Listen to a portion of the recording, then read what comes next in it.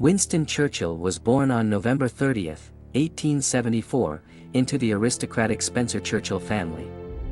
His father, Lord Randolph Churchill, was a prominent conservative politician, and his mother, Jenny Jerome, was an American socialite. From an early age, Winston was rebellious and struggled academically, failing entrance exams multiple times before finally securing a place at the Royal Military Academy Sandhurst. His struggles in school did not foreshadow the towering figure he would become in British and world history. As a young officer, Churchill sought adventure and danger. He participated in military campaigns in Cuba, India, Sudan, and South Africa, where he was captured as a war correspondent during the Boer War but managed a daring escape that catapulted him to national fame. His bravery, charisma, and eloquence propelled him into politics, where he was elected to Parliament in 1900 as a Conservative. However, his political career was turbulent. He famously switched parties, joining the Liberals in 1904 due to disagreements over trade policies. As First Lord of the Admiralty during World War I, Churchill was instrumental in modernizing the Royal Navy, but he also bore the blame for the disastrous Gallipoli campaign, which led to his resignation. Undeterred, he served on the Western Front before returning to government.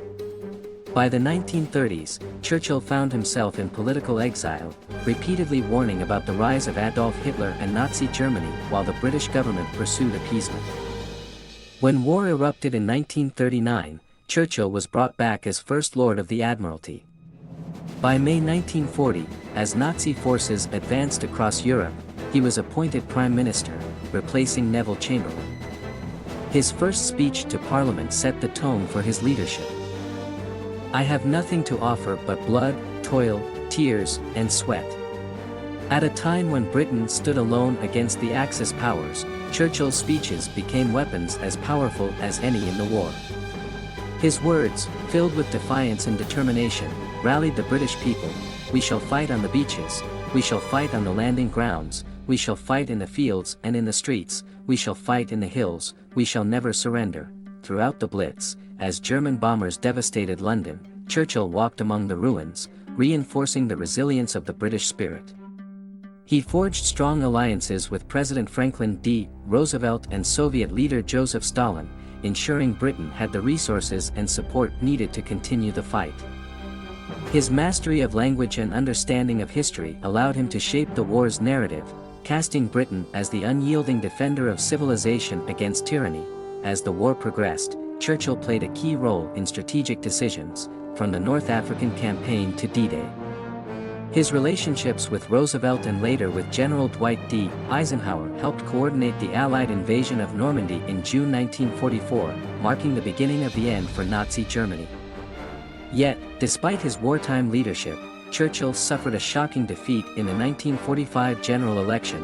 As Britain, weary of war, sought a new direction under the Labour Party, Churchill did not fade into obscurity. He warned of the growing threat of Soviet expansionism, coining the term Iron Curtain in a 1946 speech that outlined the ideological battle of the Cold War. Re-elected as Prime Minister in 1951, his second term was marked by efforts to maintain Britain's influence in a rapidly changing world. However, declining health forced his resignation in 1955. He spent his later years writing and reflecting on his legacy. His historical works, particularly The Second World War, earned him the Nobel Prize in Literature. Despite his many controversies, from his views on empire to his handling of domestic policies, Churchill remained a towering figure. When he died in 1965, Britain mourned the man who had given them the words and courage to endure their darkest hours. Churchill's legacy endures, not just as a war leader but as a symbol of resilience, conviction, and the power of words. His speeches, filled with defiance and hope, continue to inspire leaders and individuals facing adversity. His life was not without failure, but in the moments that mattered most. His voice guided a nation through fire and darkness toward victory and freedom. Churchill's leadership was not just about strategy or politics, it was about belief. He believed in the resilience of the British people, in the necessity of standing firm against oppression, and in the enduring value of democracy. His words carried weight because they were spoken with conviction, forged through decades of experience, failure, and triumph. Even in moments of doubt, he never allowed fear to dictate his course. His speeches, though crafted meticulously, were never mere rhetoric. They were battle cries, reassurances, and declarations of an unbreakable will. One of Churchill's most defining moments came during the Battle of Britain in 1940. When the Royal Air Force stood against the full might of the German Luftwaffe. As pilots risked everything in the skies, Churchill's words captured the magnitude of their sacrifice. Never in the field of human conflict was so much owed by so many to so few. His ability to distill the essence of an era into a single sentence ensured that his words would echo through history.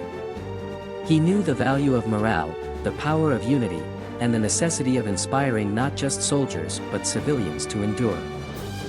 Even outside wartime, Churchill's presence on the world stage shaped international affairs. He was one of the architects of the United Nations, pushing for global cooperation even as he remained wary of Soviet ambitions. His Iron Curtain speech in 1946 marked the beginning of the Cold War, defining the geopolitical landscape for decades to come. He had foreseen the dangers of Nazi Germany when few others did, and now, he warned of a new ideological battle that would shape the modern world. Churchill's legacy is complex. While he is often remembered as a wartime hero, his domestic policies and views on empire remain subjects of debate. His unwavering belief in British imperialism put him at odds with the tides of change sweeping the 20th century. His handling of crises like the Bengal famine of 1943 and his opposition to Indian independence have led to criticism. Yet, even his harshest detractors cannot deny the magnitude of his contributions during Britain's most desperate hour. He was a man of contradictions, a champion of freedom who defended empire, a visionary who sometimes clung to the past, a leader capable of both immense compassion and ruthless pragmatism. He understood power, both its uses and its burdens. His resilience in the face of adversity was not just personal but national. Through his leadership, Britain found the strength to endure. He embodied the idea that words, when spoken with conviction, could alter the course of history. Churchill's final years were marked by declining health, yet his influence never waned. He was honored with a state funeral in 1965, an event attended by world leaders who recognized the indelible mark he had left on history. His speeches continue to be studied, his leadership analyzed, and his words quoted by those facing their own battles. The legacy of Winston Churchill is not just in the victories he helped secure but in the spirit of defiance and resilience he instilled in generations to come. To this day, his voice lingers, a reminder that courage and conviction can turn the tide of history. Churchill was not merely a leader, he was a force of nature, a man whose words carried a nation through its darkest hours and whose legacy still shapes the world we live in today.